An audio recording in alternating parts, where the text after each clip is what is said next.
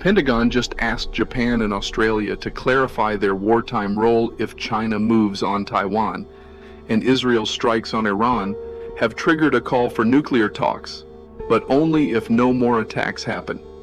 Meanwhile, German intel warns Russia may soon test NATO's resolve with hybrid tactics. This isn't regional news. It's multi-front geopolitics in motion. In the next few minutes, you'll see how three separate crises, from East Asia to the Middle East to Eastern Europe, are converging on one critical test. Can the West keep its cohesion when every front demands full attention?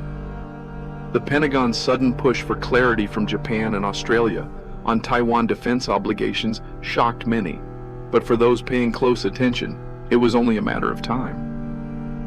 For decades, the U.S. maintained a stance of strategic ambiguity when it came to Taiwan, a calculated vagueness that allowed for deterrence without direct commitment.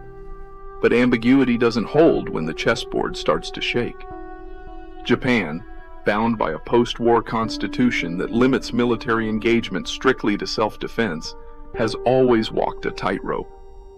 Australia, though a loyal ally, has historically deferred to Washington's lead without issuing clear public doctrine on what would trigger its involvement. Now, that quiet cooperation isn't enough. The Pentagon isn't asking for verbal reassurances or vague diplomatic platitudes. They want written commitments, operational frameworks, and defined rules of engagement. In plain terms, they're asking, if China moves, will you fight? The timing isn't random. Over the past 6 months, China's military posture around Taiwan has shifted from symbolic to rehearsed. Live-fire naval exercises, bomber flyovers, joint amphibious landing drills. This isn't training for show, it's rehearsal for execution. U.S. Indo-Pacific Command is now operating under the assumption that a Taiwan invasion is not if, but when. And that when could come during a moment of Western distraction or economic weakness. The 2027 timeline, tied to the People's Liberation Army's modernization goals, is fast becoming the consensus target window. And if Beijing decides to strike, America won't have the luxury of building a coalition after the fact. The response has to be instant, unified, and overwhelming.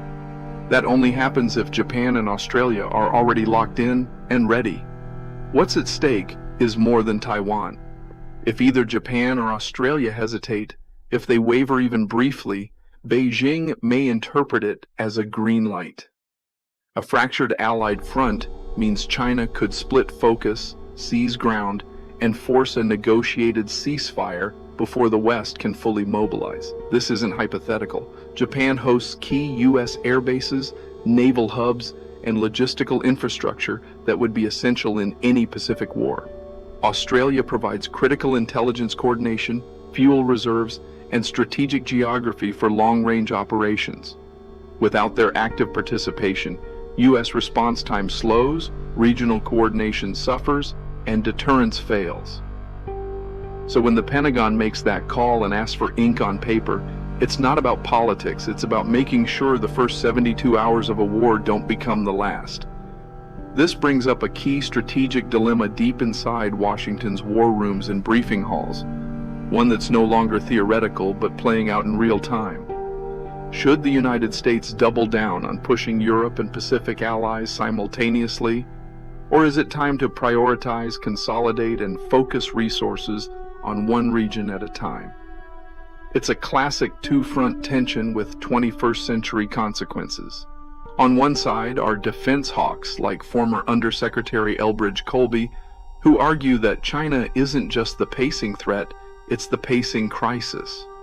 From his perspective, the U.S. must accelerate its entire Indo-Pacific strategy by nearly a decade. That means sharpening intelligence collection to anticipate China's moves with surgical precision, reconfiguring force posture to allow for rapid joint deployment from Guam to Okinawa, and hardwiring command structures so that Australia, Japan, and U.S. forces don't just cooperate, they operate as one.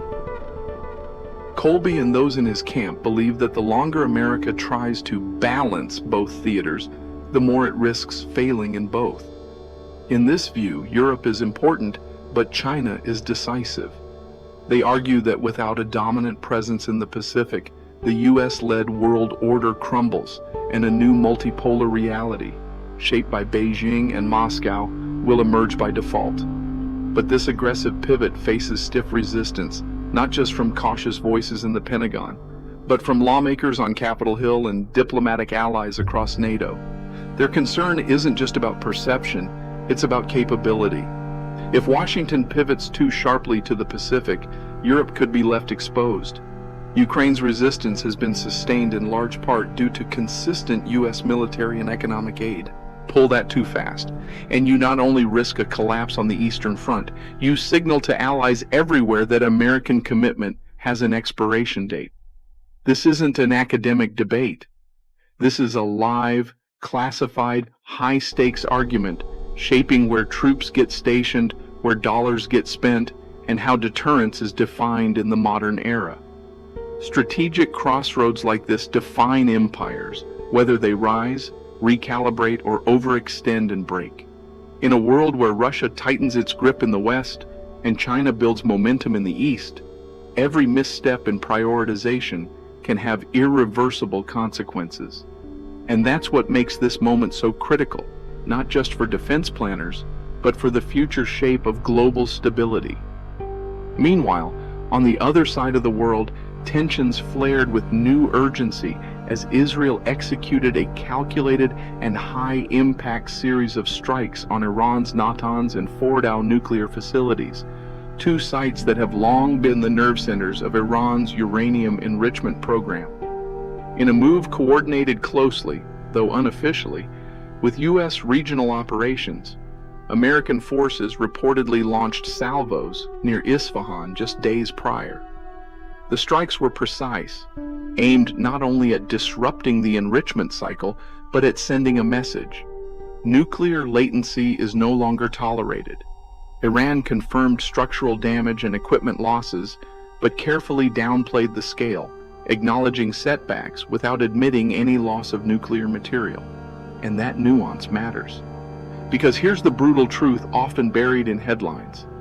You can damage a centrifuge hall or collapse an underground tunnel, but unless you neutralize every trace of enriched uranium and render all associated military and scientific infrastructure inoperable, nuclear capability is not destroyed, it's delayed. Months, not years, are all that separate a damaged program from a restored one. Tehran's retaliation was swift. In a bold show of force, Iran launched medium-range ballistic missiles at Al Udeid Air Base in Qatar, a critical node for U.S. Central Command operations. This was not just a symbolic move. It was a calibrated test of American interceptor capabilities against real-world threats. Reports indicate that some intercepts were successful, but the message from Tehran was clear. Escalation will not go unanswered. Yet, just hours later, Iran's foreign ministry hinted at a conditional willingness to re-engage in nuclear negotiations. The catch? Talks would only resume if Israel and the U.S. halt all kinetic actions. In other words, no more strikes. For Washington and Tel Aviv, that's a non-starter. The idea of de-escalating while leaving Iran's nuclear program intact, shielded from further scrutiny or sabotage, is politically and strategically unacceptable. What this moment illustrates is a hard truth about deterrence in the modern Middle East. Diplomacy only works when paired with credible threat.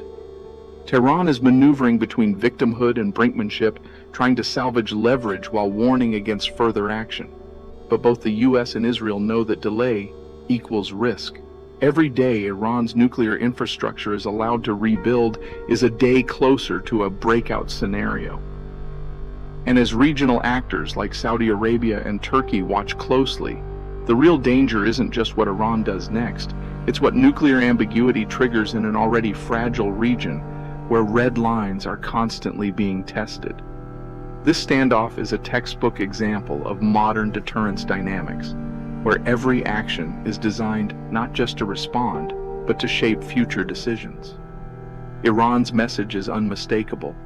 Strike us again, and will escalate further. Missiles today, perhaps nuclear thresholds tomorrow, unless the West backs off. But that's precisely the catch. If the US or Israel pause now, they risk signaling weakness not only to Tehran, but to a broader coalition of actors watching for any hesitation. The lesser-known variable in this equation is Russia. Multiple intelligence sources suggest that Moscow played a subtle yet pivotal role in the recent escalation, either by supplying satellite targeting data, sharing missile telemetry insights, or advising Iran's military planners behind closed doors. While not overt, these support mechanisms are enough to paint a larger picture, an emergent alliance structure unofficially dubbed the Axis of Resistance. This informal bloc, consisting of Russia, Iran, China, and North Korea, may not share a single command, but their behaviors are becoming increasingly synchronized. They share missile and drone technology, economic strategies to evade Western sanctions, and strategic messaging aimed at undermining NATO's cohesion and the US's global credibility. It's a network, not a pact, but the coordination is real. From the Persian Gulf, we shift north to the edges of NATO's eastern flank. In Berlin, the German Foreign Intelligence Service, the BND, issued an unusually blunt public statement. It warned of possible Russian attempts to test NATO's Article 5 commitment, not through traditional invasion, but through gray zone aggression, power grid sabotage, rail disruptions, cyber attacks on government systems, or inciting unrest via covert operatives.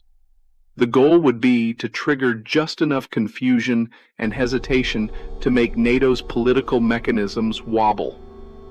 Russia's military doctrine, especially under Gerasimov's influence, views hybrid warfare as a legitimate way to weaken opponents without crossing conventional red lines.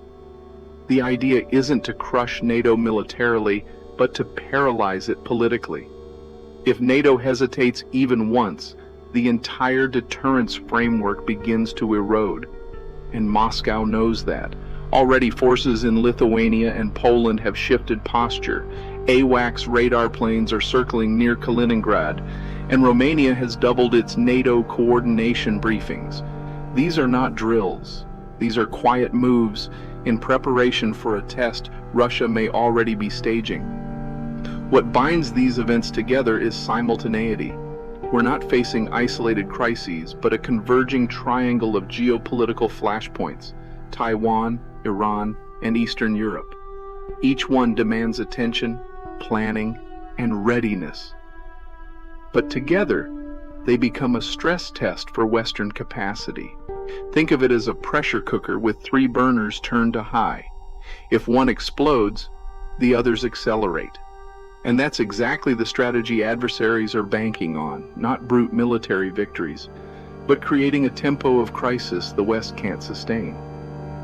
Here's the reflection that few are articulating. What we're seeing is not just regional turbulence, it's time coordination.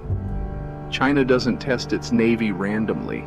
It calibrates drills around U.S. carrier group movements. Iran launches missiles when U.S. air defense rotations are lightest. Russia shifts posture when Europe is politically distracted or economically vulnerable. This is escalation by rhythm, warfare not of territory, but of bandwidth.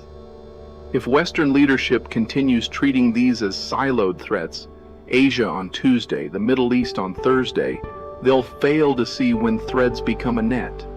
Adversaries understand the power of timing. They're not racing to the finish, they're probing for the weak link.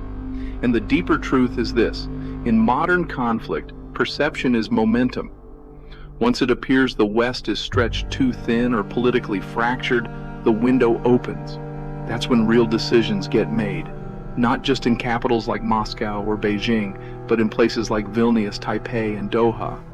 Places that are quiet now, but may not be for long.